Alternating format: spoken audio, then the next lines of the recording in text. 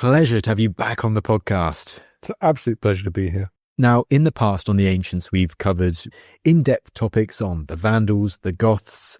We've done the Franks as well. And it feels like we need to do an episode also on the Saxons. There are another of these big barbarian groups that really rise to the fore at the end of the Western Roman Empire. We'll cover the Saxons in Britain, but first we do need to go back to the origins. I mean, when do we first hear about a group called Saxons in our sources? It's very late, actually. Looking back on the 290s, a chronicler writing in the 370s talks about Saxons and Franks causing trouble in the Channel. Some people suggest that's an anachronism. The first absolute contemporary indisputable mention is in the so-called Verona list from 314. And I actually think there's nothing wrong with the mention from the 290s, but it's circa 300, in other words. It's very much a late Roman ephonym. It's not something that appears earlier on. So we don't have it, let's say, at the time of the Battle of the Teutoburg Forest or Tacitus, when he's labelling all of those different Germanic groups, he doesn't say the Saxons are one of them. No, it is quite striking. You know, some of these later Roman confederative names like Goths do appear in Tacitus's lists, and obviously the Goths of the 4th century are very different from the Goths of Tacitus's time, but Saxons aren't mentioned at all. Yeah. It is like an axones, but it doesn't actually say Saxons, does it? So it's interesting. And whereabouts in what is today Germany or mainland Europe, where did the Saxons live? Where were they placed by the Romans? They are in the northern part of Germany. They are immediately behind, as it were, in an eastwards direction, the Franks. So the Franks are on the North Sea, Lower Rhine, in that kind of region, and the Saxons are their eastern neighbours. We're talking areas like, well, by the 4th century, we're talking the northeastern part of the Netherlands now. We're talking southern Denmark. We're talking Schleswig-Holstein in northern Germany. And with the Franks and the Saxons, do we get a sense that they're almost the rivals of each other? Do they have quite a strange relationship? Yeah, these groups all don't like the Romans, but they don't like each other either. The sources are quite unanimous that quite a lot of this kind of Frankish intrusion onto West Roman territory in the 4th century is a knock-on effect from conflict with Saxons. And there's archaeological reflections, too, of at least spreading Saxon influence westwards. And can we call the Saxons, in their original place, can we call them a Germanic people? Can we say that? We can certainly say that they spoke a Germanic language. That is crystal clear. The Anglo-Saxon language that comes down to us in the British context, or some of the manuscript evidence, is going back to the late 7th, early 8th centuries, and its Germanic character is completely clear, yeah. And do we get a sense, because with so many of these people, you get later writers, maybe in the case of the Saxons, Anglo-Saxon writers, when they're talking about the origins of their people, they create mythical stories of where they came from. Is it a similar case with the Saxons? Did they have a mythical origin story too? Well, we don't really know. The Saxons, the continental Saxons, are not literate. I mean, they have runes, but they're not writing any kind of connected texts. And the first kind of Saxon histories we get date from after the Frankish Carolingian era conquest of Saxony, and in fact they tend to be 10th century even, rather than... So that's like post-Charlemagne and stuff? Yes, it is, yeah, it's way late. Wow. So, 700 years, 600 years after where we're thinking about in the late Roman period. Do we know why they're called Saxons? It's not totally clear why they're called Saxons. There's a knife that's called a sax, but there are also hints that there is potentially a god involved here. One of the early Anglo-Saxon genealogies, royal genealogies, that of the kings of the East Saxons, the Essex boys, goes back to a god called Saxnet, who also appears in one continental North Sea prayer. So what is clear and has become more clear from recent finds is that kings of these late Roman groups, and they have multiple kings, they are advocates and followers of particular warrior gods. So I think it's not impossible, though the evidence is limited. I have described it all for you. Yeah. The Saxons are getting their name because their chosen warrior god cult is actually Saxonite. Because I appreciate it is very difficult to talk about the early Saxons before we get to the Anglo-Saxons in Britain and so on. And we'll get to the interactions with the Roman Empire very quickly. But from the surviving information, let's say from the Romans that you have of other Germanic groups in that area, is it possible at all to piece together a rough idea of Saxon lifestyle, how we should imagine settlements and so on in those lands of what is today northern Germany? The archaeology is in a sense quite clear. They are agriculturalists. They mostly cremate their dead, though there are some groups that bury bodies. They live in clustered villages to some extent, but also a rural spread. What is completely unclear is their political organization. And it's unclear because they are not in direct contact with the Roman world. So we know, for instance, that the Alemanni, who are the southern neighbors of the Franks on the sort of middle and upper Rhine, that they tend to form a political confederation. You've got a number of separate kings over different areas within Alemannic territory, but within each political generation, you tend to have an overking. And that's what I think makes the Alemanni the Alemanni. They are a confederative group who will tend to throw up a recognized overking. Whether that's true of Saxons, I'm sure the multiplicity of kings is true, but whether they had a confederative tendency that made them politically recognizable and distinct, like the Alemanni did, there's no way of knowing that, actually. And in regards to religion, is their religion what we would call Germanic paganism? Certainly, but the crucial point about that is that is on the move, and that's become very clear. So, for instance, these different Anglo-Saxon royal genealogies, most of them trace their descent from Woden, not from Saxonite. And it's clear that Woden was not a dominant figure in the early Roman period. But what has just been found is a beautiful 5th century gold bracteate where a king in Jutland describes himself as Woden's man. So I think Woden is genuinely one of these war gods. In other words, we've got competing warrior cults. Saxonite, possibly, Woden, certainly, but they're all new. And the nature of leadership in the Germanic world has changed since the time of Tacitus. Wonderful work by an old friend of mine, sadly passed away, called Dennis Green, showed that the words for leadership in the Germanic world change over the Roman period. They change from meaning things like leader of the people, that kind of stuff, to different words for military leadership. So there's a series of them in different Germanic languages by the late Roman period, but they all mean war leader, every single one. So leadership has become much more militarized. I think this is why war god cults are so important. This is a brutal and competitive world, and getting the right war god on your side is really important. Let's explore their interactions with the Roman Empire. If you've highlighted with their position that they don't directly neighbour the Roman Empire, how do the Romans portray them? Are they more as a conflict people rather than a trading people, almost a trading partner?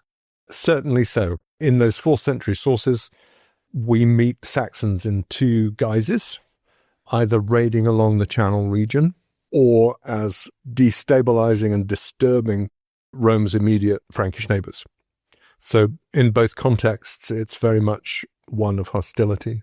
And you mentioned that the Channel there, so that's not just southern Britain, that's also northern France. So do we get the sense that the Saxons, they're not marching their armies through Frankish lands and attacking the border area of the Roman Empire? They're getting on their ships, they're almost circumnavigating that, and then they're attacking more heartland areas of the Roman provinces. Yes, that's exactly the pattern that's suggested. If you look at what the North Sea coast was like and the Channel coast fringes in the late Roman period, you can basically work your way down it, hidden or safe from the open sea. Saxon boats don't have sails. They are rowing. They are rowing from Jutland to the Channel. This is what we're talking about. And these expeditions must have taken several months. And they're not, fast-moving hit-and-run raids. We're not quite in Viking territory, but certainly there are as many Saxon intrusions noted in northern Gaul, northern France, on the south side of the Channel, as there are in the north, yes. Do we know how the Romans attempted to fend off, to appease this threat, to try and counter this Saxon sea threat? That's deeply contentious. You'll be pleased to know. There's a chain of fortifications along the south coast of Britain, running from kind of Norfolk round to the Solent, which are commonly called the Saxon shore forts, the Vetus Saxonum. And one idea is that this is all a huge structure to fend off a massive Saxon threat. They're dated to about 300 AD. But actually, that's probably they come to maximum capacity when the British usurper Carausius is trying to defend himself from the continent. However, and some people argue from that, there's no Saxon threat in 300. And the dated mention of a commander of the Saxon shore is only in the Notitia Dignitatum from the late 4th century, from 395. There's no mention of anyone earlier than that called the Count of the Saxon Shore. And I think that's correct. I think the Count of the Saxon Shore is created in 395 because by Stilicho, when he comes to power in the Western Empire, his chief propagandist, a poet called Claudian, mentions him having done something to protect Britain from the Saxons. And I think the two things tie up. I'm sure that's correct. However, while most of those forts were built to fend off Diocletian's attack on Carausius, about half a dozen of them stay in service subsequently. So I think even though there's not a Count of the Saxon Shore in the 4th century, there is a military command with quite a lot of troops available that is directly responding to seaborne Saxon threat. And you've got to think about that threat. They're rowing. They don't just come and then leave. They come, they have to rest up, they have to raid, and then they leave. Trying to find these Saxons at sea, that's a small boat's problem in spades. But they're on land at least for several days. So actually, a well-placed series of local garrison infantry and cavalry forces is a perfectly good response to that potential level of threat. So, to my mind, there are others who don't think this. There are some who think that the threat only built up from about 360. I think the evidence is good enough to suggest that from the 290s onwards, we're seeing small boatloads of Saxons turn up periodically and that the Romans have had to counter it. And it is said, quite specific, that Carausius is given quite a lot of money to build defences against raiding in the Channel. And it's this money that he uses then to mount his usurpation. So there's something going on in the Channel. And if it's not Franks and Saxons, it's both of them are mentioned, then who is it? Well, yeah, exactly. It seems very likely, very possible. Yeah, no, I think it is, yeah. So. And do we hear of any, from the Roman sources, if the Saxons are engaging in this activity, any particular raids by the Saxons on Roman territory that are particularly infamous in Roman eyes? Well, certainly the 360s looks as though it was a step change. There's a thing called, our contemporary historian Ammianus Marcellinus calls the barbarian conspiracy. Barbarian conspiracy, yes, it is. You just can't trust these barbarians. They're always going to conspire if you take your eyes off them for a moment. And that's a simultaneous attack by Picts and Scots. Scots, of course, the Irish. So we've got raiding on the west coast of Roman Britain from Ireland. We've got Picts, maybe also coming by boat rather than just going around Hadrian's Wall or something like that. Because there are watchtowers that are refurbished in the 4th century on the Yorkshire coast. And I doubt that the Saxons are rowing all the way up to Yorkshire.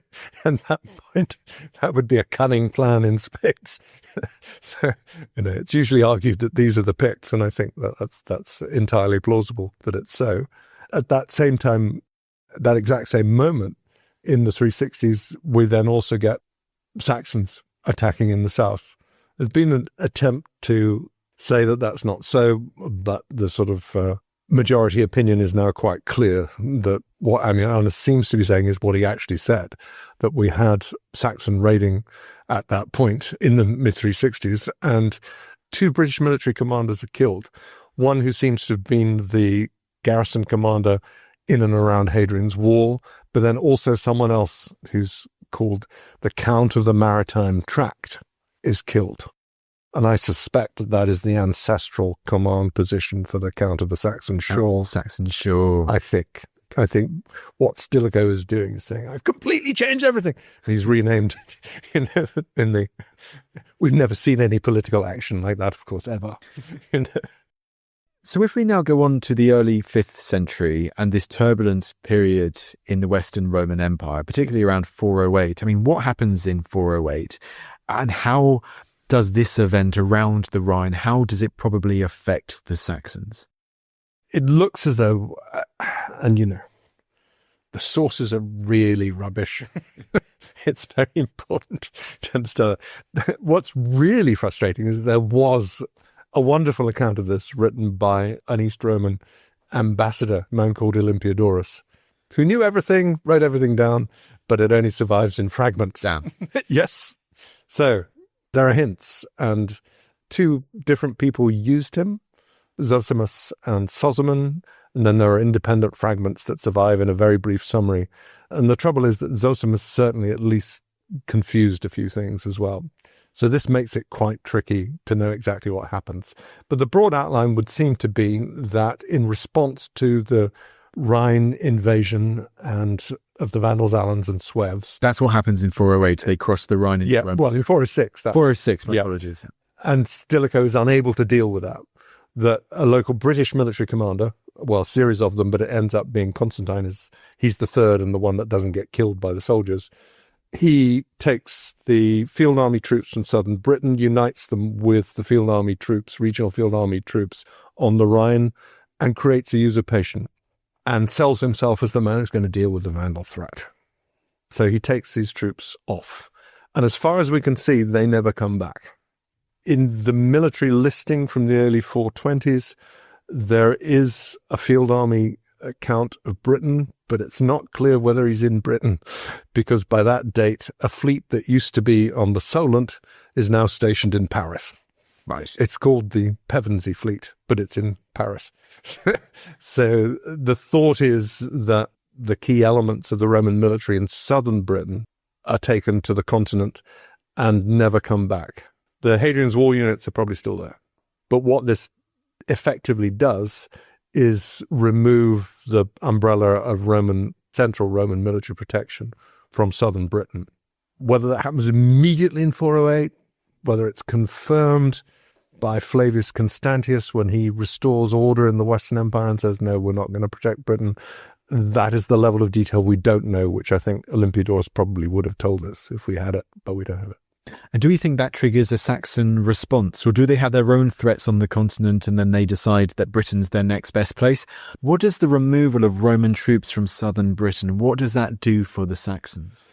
Well, the only narrative that we've got is by the British cleric, Gildas. The story as told by Gildas, and he's writing in the 6th century looking back to the 5th century, is that the removal of the protection leaves Britain open to attacks from Picts and Scots, so from Scotland and Ireland. And that the local, I guess, villa-owning sub-Romano British, who retain their culture and their identity for a generation or two, have to take measures for their own defense, one of which is calling in Saxon military auxiliaries. And those auxiliaries, first of all, beat off Picts and Scots, then decide that actually they can take the place over for themselves, call in their friends, and there we go. Do we think this is likely? So it sounds like the nature of these Saxon movements into Britain at that time, following the Roman soldiers leaving, is it groups of warbands coming over, as you say, to fight as mercenaries in military service? Or should we actually be imagining a series of migrations where the Saxons were also bringing their women and children too? I suspect that we've got everything going on. What I think is certainly true is that we're looking at large numbers of small groups of different kinds. The Gildas story is partly mythicized, I think, but also broadly plausible. We see that kind of thing happening, but that doesn't mean, given the backstory that we've seen in the 4th century of Saxon raiding along the Channel coast, that doesn't mean there wouldn't have been autonomous Saxon raiding as well as the allied groups being hired in for mercenary service by the sub-Romano Brits as well. So I would have thought all these things are going on. I mean, basically, the obstacles to effective raiding along the Channel have been removed by the disappearance. And I should say that those Saxon shore forts, the archaeological evidence for their maintenance and usage runs out in the early 5th century. That's kind of further confirmation that the troops taken by Constantine III never came back. So the Channel shore has been opened up for raiding. So I think that is happening. But also I think the employment of mercenaries is perfectly plausible too. The extent to which they're bringing women and children, well, that's a very interesting question.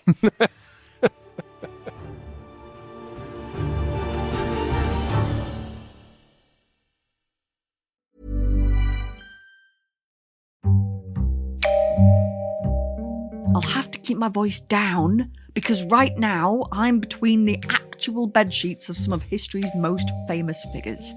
Want to know more about what Hitler might have been like in the sack, or Julius Caesar, or our very own Billy Shakespeare? You wouldn't believe the details I'm able to uncover here on Betwixt the Sheets, a podcast by History Hit. Because sexuality explored through a historical lens can reveal a surprising amount about the human experience. Warts and all, if you'll excuse the pun.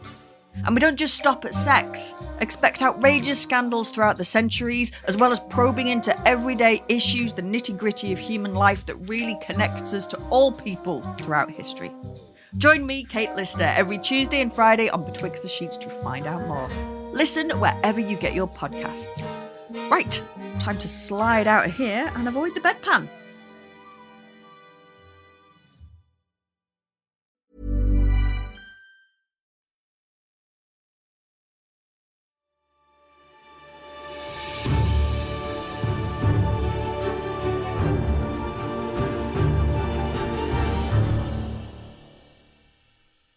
Because it seems a very different migration movement to other peoples we've explored in the past. Let's say the Goths, when they're forced to move because of the Hunnic threat. You also have the Vandals and the Alans, and they're moving. And I know it's a bit contentious. Are they just warriors, or is it their whole families that are moving there as well?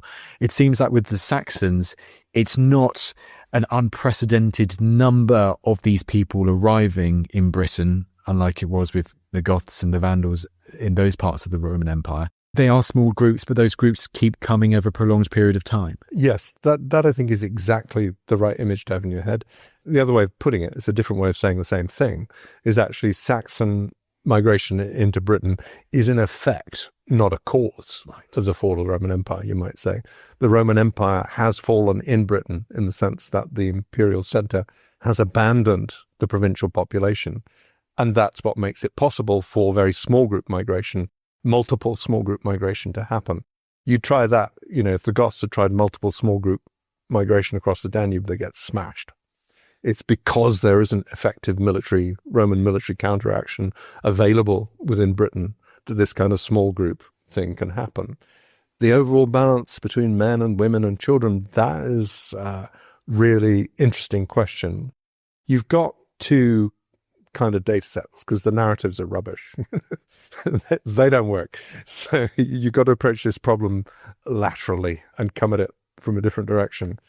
One thing is the language replacement of the mix of Celtic and Latin by Anglo-Saxon, or Old English, as we should call it, which is undoubtedly a Germanic language. And the point here is that, of course, there are no schools. So children learn language particularly at home and particularly from their mothers. It's really hard to imagine how Anglo-Saxon would become the language, at least of the early medieval elite as it emerges in post-Roman Britain, if there are not plenty of female speakers of Germanic. So, in other words, we've got to have Anglo-Saxon women as well.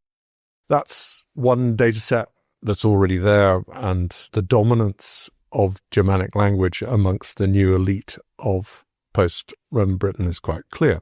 The new data set that's slowly emerging is generated by the capacity now to extract DNA from ancient bones. Can't do it from cremations. Has to be inhumations. And do we have that evidence surviving? Do you have burials from the 5th century Yeah. of Saxons in Britain? We do. Wow. There's quite a lot of it.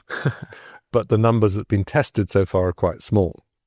The real issue, and this is the sort of thing that's fought over, is the extent to which the dramatic cultural change, which is evident in Britain, so switch, villas disappear, Latin disappears, the sort of civilian bureaucratic elite is replaced by military aristocracy.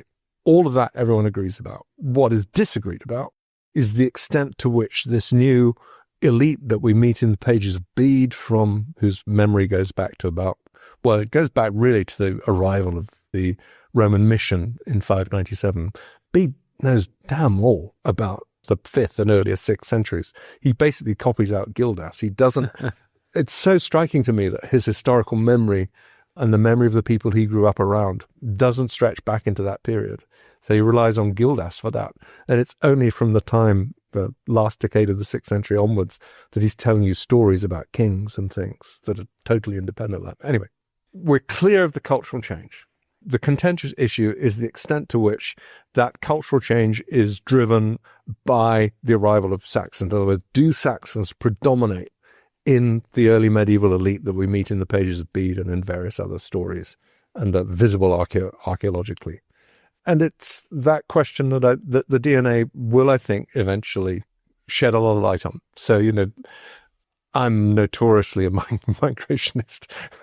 I think that the Anglo-Saxon takeover is a bit like the Norman conquest, but only bigger.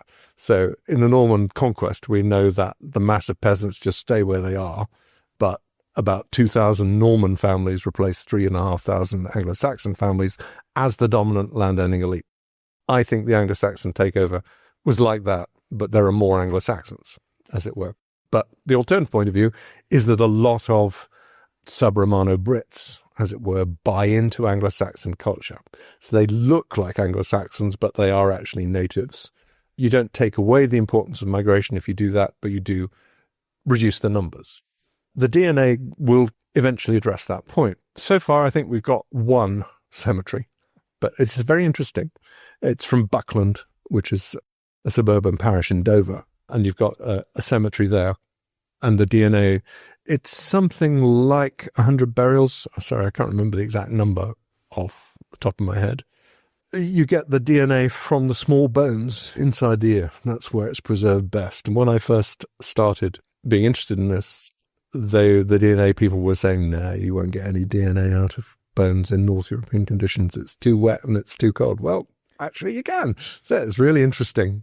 We didn't think we were going to have this data set. But anyway, the Buckland Cemetery, and the people buried with all the Anglo-Saxon gear of jewelry and weapons and all the rest of it.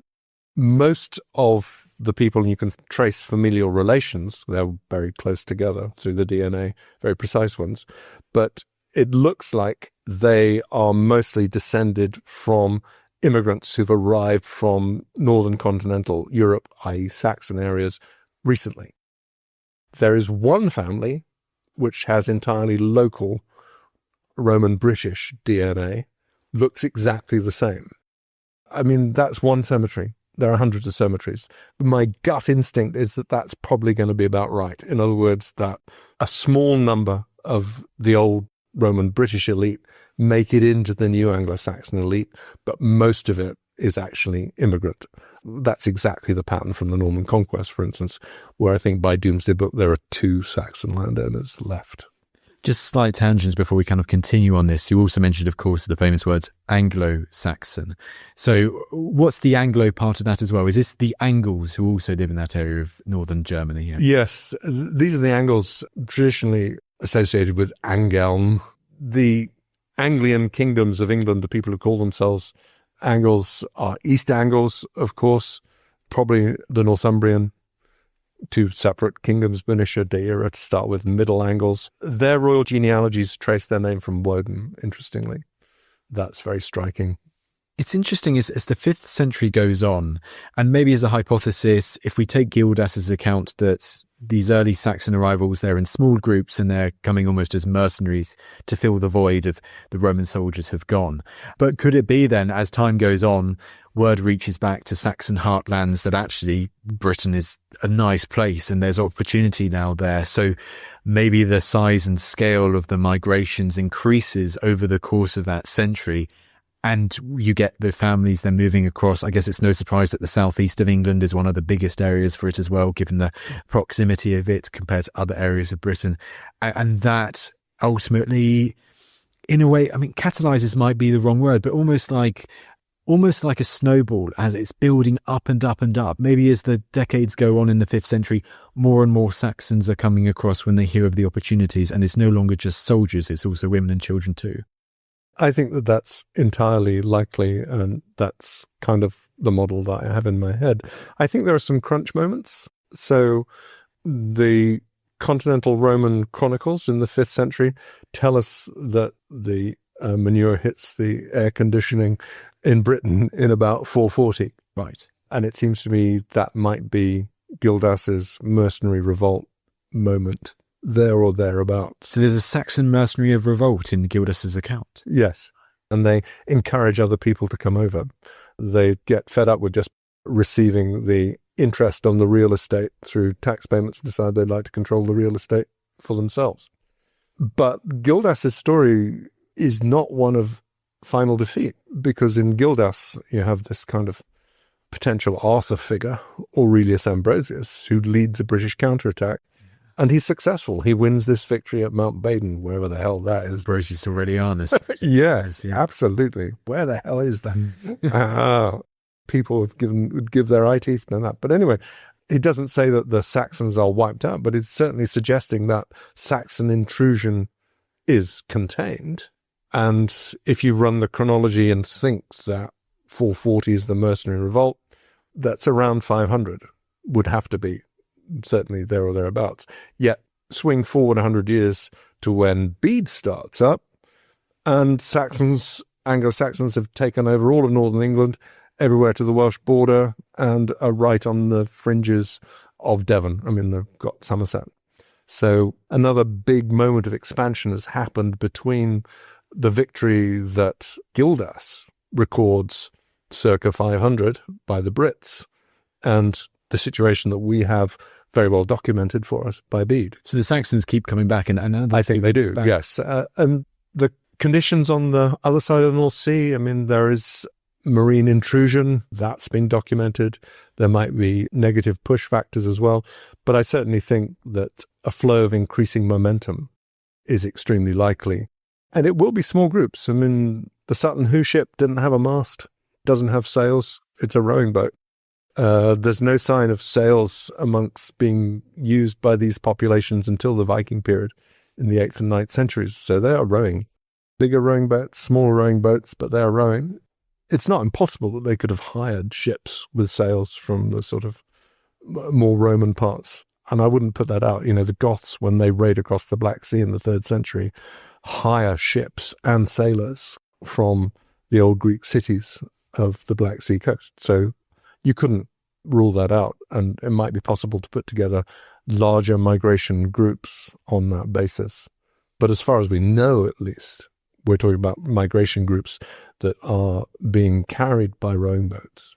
If you have that Ambrosius Aurelianus story in the Battle of Mount Baden around 500, is it in the century afterwards that almost the balance of power seems to shift from Romano-British to Germanic, Saxon culture in southern Britain and a bit beyond that? Yes, I think so. That is what it suggests to me. The trouble is Gildas doesn't give us any specific geographical pointers as to where Aurelius Ambrosius manages to restore British control to. And the Anglo-Saxon Chronicle is pretty rubbish. I mean, there are some things that are very clear. So it records a battle in the late 5th century at Durham. I've been rear-ended, actually, just outside Durham Park. I know exactly where that is. It's on a huge ridge just north of Bath. And if you stand on that ridge, you see the whole of the Bristol plain in front of you. It's pretty clear that's the moment when the British lose control of Somerset and a push back towards Devon, further away. The Saxons extend their control out of these highlands and down into that Bristol plain. You can see that, but whether it took place in the date that it's supposed to have taken place, the Anglo-Saxon Chronicle seems to me extremely doubtful. And do we have any idea whether they forced their culture on everyday people who was in those areas? You mentioned earlier how maybe the elites actually buy into the Germanic culture of the Saxons if they see the tide turning. Do we have any idea whether they then forced Germanic culture on the people beneath them, or is that still just a bit unclear in this difficult time? It's a bit unclear. I think you can see some patterns. For instance, early medieval England is full of unfree people. So you have an unfree peasant labouring class who are not part of the political structures. I would have thought these must be the descendants of the Romano-British peasant agriculturalists. I mean, the thing we know now, which Victorians didn't know, is that the late Roman countryside of the 4th century is absolutely full of people. The estimates of populations for Britain in the 4th century put it up at the 4 million level. It's not going to get that high again until the eve of the Black Death. And many of them are still living in their farmsteads, Iron Age roundhouses kind of thing, aren't they? Absolutely. I would have thought it's extremely likely the sort of serf, tenant, peasant class is just there. This is why what happens to the Roman British elite is so important, because they're the people who are interacting more directly with the Saxon intruders. So it's a kind of competition, cultural competition between them and the Anglo-Saxon intruders. Those relations won't have been hostile everywhere. They don't preclude some of the old Romano-British elite making its way into the new elite. I mean, that one line in the Dover cemetery, absolutely clear. We've got a local person who made it in. There's, interestingly, in the Wessex royal genealogy, there's one figure with a Celtic name. So who is he and what is going on there?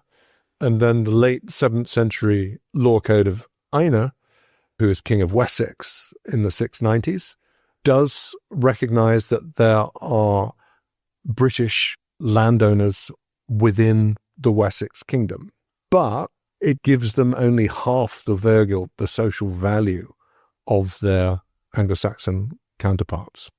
In other words, as one colleague has put it, there's a kind of apartheid culture going on there, and having this lower social value would tend to lead to your diminution. The Romans viewed outsiders as barbarians. Yeah. The Saxons see themselves, they've almost embraced that, Yeah. and they see Romano British peasants as barbarians in their eyes, kind of. Yes.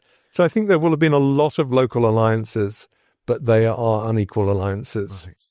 And I think the end result would be that only a relatively small number of the old Romano-British elite would really make it into full acceptance in the sort of early medieval Anglo-Saxon world.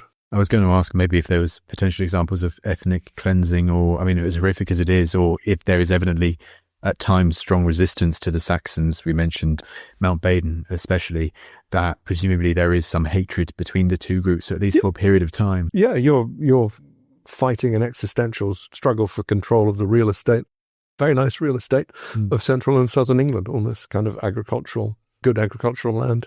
A bit wet, but...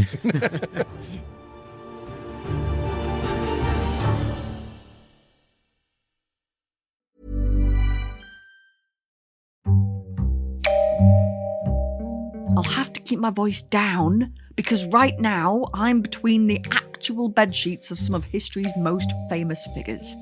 Want to know more about what Hitler might have been like in the sack, or Julius Caesar, or our very own Billy Shakespeare? You wouldn't believe the details I'm able to uncover here on Betwixt the Sheets, a podcast by History Hit. Because sexuality explored through a historical lens can reveal a surprising amount about the human experience. Warts and all, if you'll excuse the pun. And we don't just stop at sex. Expect outrageous scandals throughout the centuries, as well as probing into everyday issues, the nitty-gritty of human life that really connects us to all people throughout history. Join me, Kate Lister, every Tuesday and Friday on Betwixt the Sheets to find out more. Listen wherever you get your podcasts. Right, time to slide out of here and avoid the bedpan.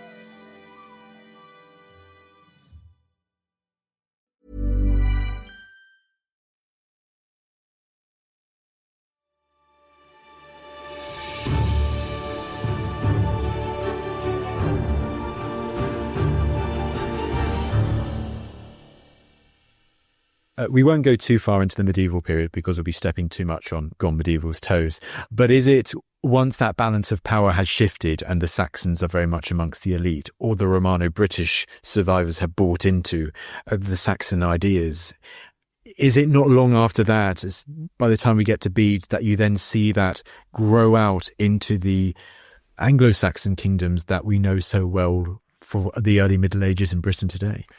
Yes, and that's an important point, which we probably should have mentioned earlier. One thing that really confirms that we're dealing with a flow of increasing momentum rather than big moves is the political structure that we see in the pages of Bede when it emerges, because actually it's very fluid and it continues to be fluid. You know, Victorians talked about the 7 kingdoms, the heptarchy. Well, no, because the political process keeps on going. So Kent, which is the dominant area in 597, that's why the mission goes to Kent. The King of Kent has a Frankish wife. I'm sure that's part of the diplomatic negotiation, the backstory to why Augustine and his band of brothers turn up in Kent. But Kent gets swallowed up by Mercia and becomes dominated by Mercia. And in fact, in the early 8th century, the Kentish royal line is actually extinguished. We're actually seeing a process, a sort of Darwinian process of competition. We know of other kingdoms that are disappeared. So the Hwiche around Worcester, we have got a lot of early charters from them. They run their own territory, and then the Mercians take them over, and the Hwiche, a royal dynasty, is demoted to being kind of aristocrats within the broader Mercian hegemony. Quite how many originally independent kingdoms, princedoms, there were, that's very contested. There's an interesting document called the Tribal Hidage. Only dates from post-conquest manuscripts, so there's nothing early. But on the other hand, it preserves a lot of strange political-looking names, like Hwiche and whatever, and it gives them all a kind of value allocation. Hidage is a unit of value, not a unit of size. So a hide of good land is smaller than a hide of bad land. But within this, there are about 40 different names. Were these all originally independent princedoms? Not impossible. It's much contested in the literature. It's interesting to think of actually early on, and we don't have enough information at the moment, but maybe it started with much smaller Saxon kingdoms, or the Saxons take over these small kind of warlord areas that emerge following the departure of Rome, and then ultimately they do coalesce into the larger kingdoms that we're more familiar with. That's got to be broadly it. It's got to be something like that, but it's just how many and how small. Yeah. I think you probably could turn up with 3 boatloads. The 4th century Needham ship or the Sutton Hoo ship, that'd be about 30 men a boat. You could turn up with a warband of 30, 3 lots of 30, so 100 men, and carve out a little princedom. Land in Chichester and just say, I'm taking this for myself for the time being, and then grow from there. This has been really, really interesting. I can only ask a couple more questions, but I will ask one quickly, because you mentioned St. Augustine. The Saxons, we mentioned before, Germanic paganism. But as they migrate, more and more of them migrate to Britain, do we know much about their conversion to Christianity? You know a lot about it. You know far more about the conversion of the Saxons in England than most other conversions, because Bede provides such a narrative of it. It's a partial view. What Bede tells us is a story of conversion of kings and elites, a top-down process. But that is, of course, fascinating, because these are warrior aristocrats. And you've got to ask, how does Christianity work for them? Yeah. There's no turn the other cheek possible in the Anglo-Saxon world. No love your enemies. They're engaged in martial competition against each other and against what remains of British kingdoms further west. We're having to recreate Christianity, redefine it in order to make it work for early medieval warriors. And that kind of story starts to emerge from some of the sources that survive for us. You can almost imagine with certain Romano-British elites, if they bought into Saxon customs when they arrive, if they were originally Christian, then maybe they convert to whatever the religion that the Saxons bring across, and then they convert back to Christianity when that goes the other way. Absolutely, that might well be going on. The interesting thing is we're told that the missionaries sell the idea of Christian conversion on the backs of the great glory of Christian civilization. Well, of course, that doesn't work in a British context because the Anglo-Saxons have spent 200 years beating the crap out of Christian Brits. What's impressive is the Frankish Christian world, south of the Channel.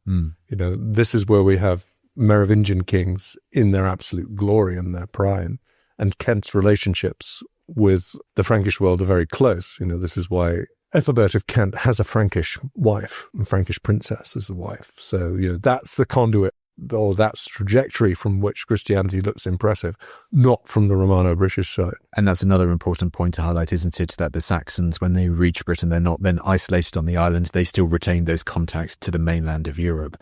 But I'm glad you mentioned the Franks there, because my last question is actually about the Saxons who don't migrate to Britain. Do you have any idea what happens to the Saxons on the continent? Yeah, the continental Saxons become predominant in what's now southern Scandinavia, i.e. Jutland and the islands, and the areas immediate around it. One of the things that's emerged from all the new DNA work is that whereas DNA from Denmark in the early Roman period looks like DNA that you find in Norway and Sweden, there's actually a large intrusion of continental North European DNA into Jutland in the late Roman period. So that looks like Saxon expansion into the Scandinavian world there. And certainly by the time that we get detailed Frankish sources, the Saxons are important, dangerous, occasionally subordinated neighbours to the northeast of the Franks. What will eventually happen, of course, in bloody campaigns that last over 30 years is that Charlemagne will subdue the continental Saxons and make them part of the Frankish Empire. But that's still a long way in the future. Long way in the future and out of our time period, I'm afraid. But Peter, this has been absolutely fantastic. It just goes me to say thank you so much for taking the time to come back on the show. It's my pleasure, and you should revisit it when there's been a lot more DNA work done. Well, there you go. There was Professor Peter Heather shining a light on the Saxons. I hope you enjoyed the episode. Now, the Saxons was the winner of a poll we released on Spotify a few weeks ago for which post-Roman kingdom you wanted us to explore next. And don't you worry, we'll be doing more polls in the future, so keep an eye out for those. In the meantime, thank you for listening to this episode of The Ancients. Please follow this show on Spotify or wherever you get your podcasts. It really helps us and you'll be doing us a big favour. If you leave us a rating as well, we'd really appreciate that. Don't forget, you can also listen to us and all of History Hits podcasts ad-free and watch hundreds of TV documentaries when you subscribe at historyhit.com/subscribe.